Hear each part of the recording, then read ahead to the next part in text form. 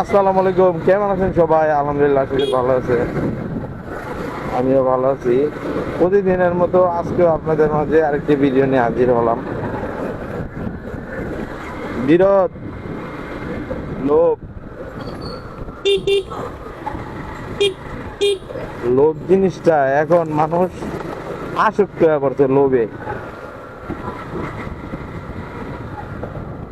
যদি মানুষের ভিতরে লোভ জিনিসটা না থাকতো,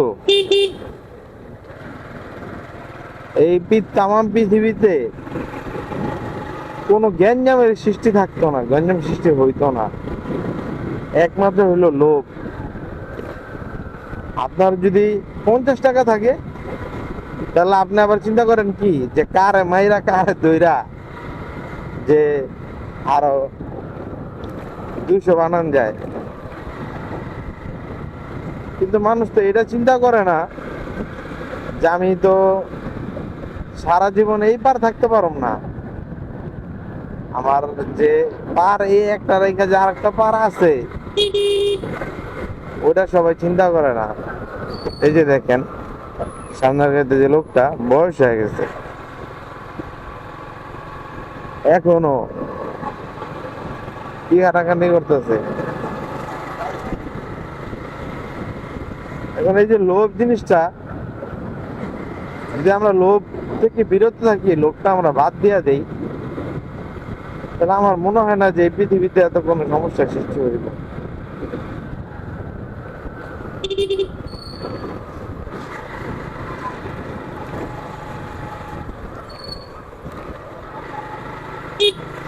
নজিরবিহীন একটা ঘটনা। আপনার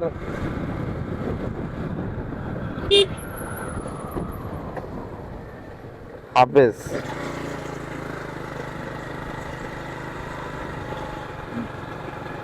বড় ছেলে মাওলানা না হাফেজ সেটা জানি না, তার 3 ছেলে। 3 ছেলের ভিতরে আপনার মেজর যেটা, সেটাও হাফেজ, ছোটটাও হাফেজ। ছোটটারে সবাই খুব ভালো জানতো, মানে ঘটনাটা বাস্তব।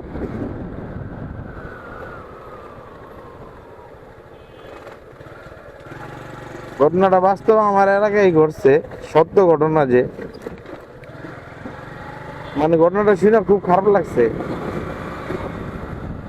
ও কিন্তু হাফেজ।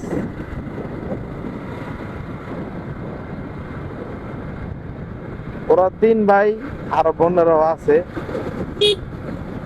এখন কিছুদিন ধরে শুনি কি যে বাড়ির রাস্তার সাথে যে জায়গা, মানে রাস্তার পাশে যে ওদের বাড়ি আর কি, মেন রাস্তার সাথে অনেক টাকা মূল্য জায়গাটার। ও নাকি ওর বাবারে, মানে ওর মা মারা গেছে, ওর বাবারে নিয়া রেজিস্ট্রি অফিসে জমি দলিল করে নিয়ে নিচ্ছে। আরে ভাই, আমরা সাধারণ মানুষ কার থেকে শিক্ষা গ্রহণ করবো? তাদের কাছ থেকে শিক্ষা গ্রহণ করুন। এই যে যে তুই হাফেজ, আল্লাহর রহমতে 5 ওয়াক্ত নামাজ পড়স, জ্ঞানী গুণী হইয়া এই যে কাজটা করলি, তাই তো লাভ হইলো গিয়ে সারা জীবন তুই পড়ালেখা করলি।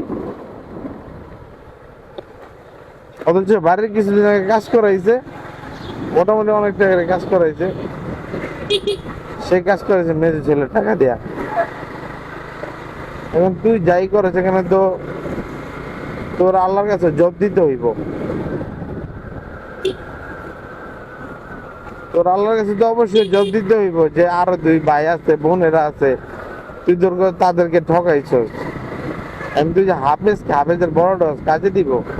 তবে এই যে যে বাবার উদ্দেশ্যে কথাটা বলতেছি, মানে যারা এই কাজগুলা করেন, অন্তত ভিডিও থেকে কিছু একটা শিক্ষা গ্রহণ করে।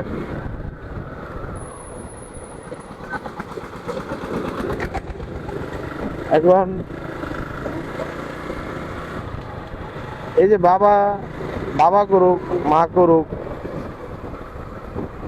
আপনি যে কাজটা করলেন যে অন্য অন্য ছেলে মেয়েরে ঠকায়া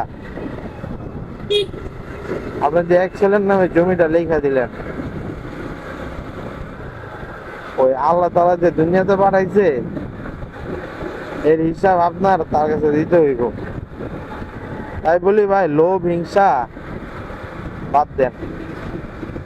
যদি পরকালে শান্তি থাকতে চান, এই কালে যদি আপনি হাফেজ হন, 2 টাকার মূল্য নাই।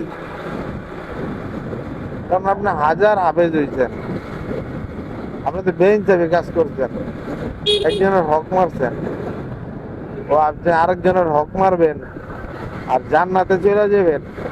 দুনিয়াটা কি এতই সোজা ভাই? আর জান্নাতটা কি এতই সোজা? নিজের ভাই বোনের হক মারলেন আর কিন্তু আপনি জান্নাতের চিন্তা করলেন। বলে কি আপনি ঘুমের ঘরে আছেন, ঘুম থেকে জায়গা দেখেন, পরকালে কি হইব চিন্তা করে দেখেন।